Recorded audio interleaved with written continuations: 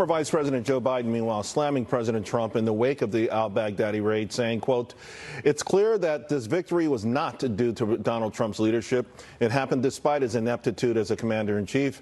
Too soon to be playing politics with this?" Joining me now, Democratic strategist Doug Schoen, Turning Point USA's Rob Smith, and the Federalist senior editor Molly Hemingway. Too soon, Molly? Well, it is clear that immediately you had a lot of negative pushback to what happened, and that was done by people in the media who were very seemingly upset by this life ending of this ISIS leader, but also people who are Democrats and whatnot. It is very difficult for people to allow Donald Trump to have even a single good day. Yesterday was a good day for him, but it was a good day for everyone in America, and it's unfortunate that not everybody can recognize I saw Nate Silver, of all people, get in trouble for saying, "Can we just have one day where we celebrate a victory, Doug, as a country, instead of politicizing it?" That would be my reaction, Charles. I mean, why do we have to politicize this along with everything else? Look, I'm a Democrat. I'm going to stay a Democrat. Been one for a long time. But that doesn't mean that I'm not proud of our country and our military, and yes, our presidential leadership for killing Baghdadi. That's not partisan.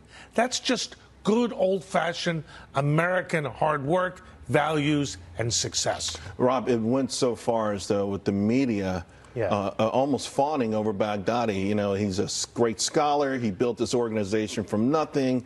He was an austere leader. I mean, just the accolades that went out to him, you would have thought he was some sort of, you know, legendary European war, war general. I mean, not someone who killed men, women, and children across the planet. Yeah, it's really crazy. Let's be clear. This was a genocidal, rapist, maniac, terrorist, and it is a good thing that he was killed. This should be a celebration for all of America. Instead, we have the mainstream media, which is so deranged in their hatred of the president that they would actually lionize a terrorist just to get back at Donald Trump, just to say that this is not a good thing. And I really want to get to the point where, as Americans, we can all celebrate this and not be in such heavy partisanship all the time. This is a really bad moment to be so partisan. We should all be celebrating. But there is a reason why the media were so over the top in being upset. They didn't want to provide any good coverage that Donald Trump could use for his 2020 election prospects.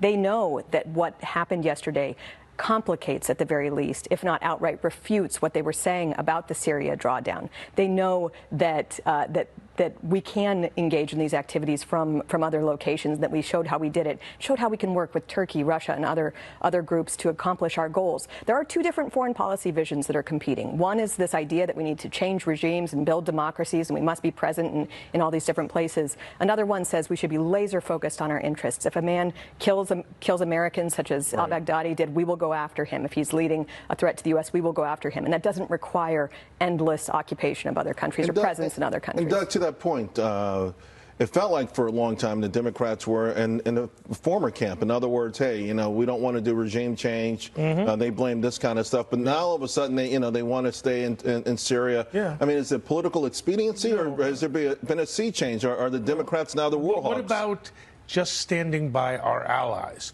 our NATO allies, our allies in Asia, our allies in the Middle East who are holding the fort down against Iran, Russia, and the like? So I think, yes, look, politics gets involved in everything, sadly, but there is a different worldview that sees American interests inexorably linked to those of the opponents of authoritarianism, terrorism, and those that support democracy are largely in our interest. But I have to push back on that a little bit. As somebody who has served, there are a lot of people who are veterans like myself that are so tired of this idea of endless war, endless occupation, and you always want to pay attention to the people that are arguing for endless occupation and endless war. Speaking of endless, folks, I want to shift gears because Speaker Nancy Pelosi announcing that the House will vote later on this week to formalize the impeachment inquiry.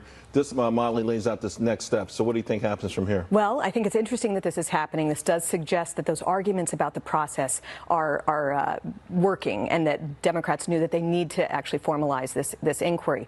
But there's a lot that remains to be seen. When they actually propose a bill, we'll see what rights are accorded to the minority, which committees are going to be handling this. And there's a lot that we don't know yet. But good that if they're going to do this, that they actually follow the proper procedure. Let's do it. I mean, Doug, if you got the goods and it's such a slam dunk, the American people want to see it or stop talking about it. I agree with this. I think it's in the country's interest and even the Democrats' interest to have this vote. I'd like to be clear, not only are minority rights protected, which they should be, we have a clear path to a vote and a resolution so we know where we are and where we're going. All right, we got to leave it there. Thank you all very, very much.